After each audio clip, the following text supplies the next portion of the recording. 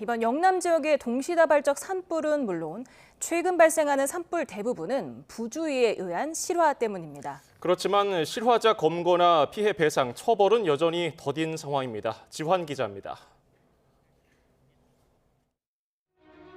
2022년 3월 경북 울진에서 시작해 강원도 삼척 등 동해안으로 퍼진 산불.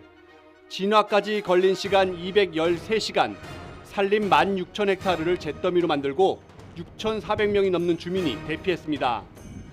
산불 원인으로 추정된 건 담뱃불, 하지만 명확한 증거가 확보되지 않아 결국 미제로 남았습니다.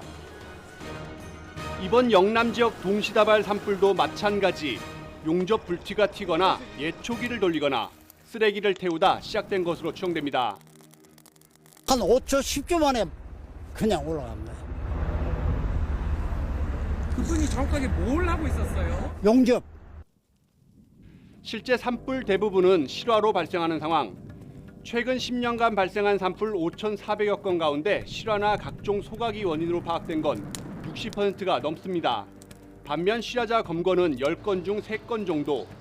물론 과실이든 부주의든 방화든 모두 처벌 대상입니다. 고의로 산불을 내면 최고 징역 15년, 실수로 불을 냈더라도 3년 이하 징역이나 3천만 원 이하 벌금입니다. 하지만 산불을 낸 실화자가 실형을 받는 경우는 무척 드뭅니다. 검거된 실화자의 5% 정도만 징역형 또는 집행유예를 선고받았습니다. 실제 산불이 가장 잦은 강원 지역의 경우 최근 3년간 내려진 산불 관련 판결 가운데 실형이 나온 건 단 1건. 강릉 옥계 산불 당시 토치로 집에 불을 붙인 60대를 빼곤 나머지는 기소유예나 사회봉사 명령, 벌금형이었습니다.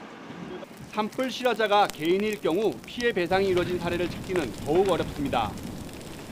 산불 원인자가 명확하더라도 고의로 불을 냈다고 볼 만한 여지가 많지 않고 농촌이나 산촌 지역에 사는 가해자인 경우에는 고령인 경우가 많아서 법정에서 징역형이 선고되는 경우는 드문 것 같습니다.